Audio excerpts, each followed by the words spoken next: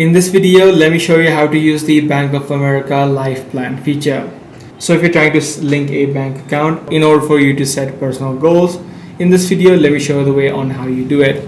Now the Life Plan feature within Bank of America should be visible on the dashboard, and if it is straight away not visible, you can just head over to the menu on the top left where you'll be able to find the option called Life Plan, and you need to just follow a few on-screen prompts in order to enable it. The first thing that you need to do is select and prioritize your goal, whether it be finances or related to your family. Select a goal that you want, and then you need to link your account for real-time tracking.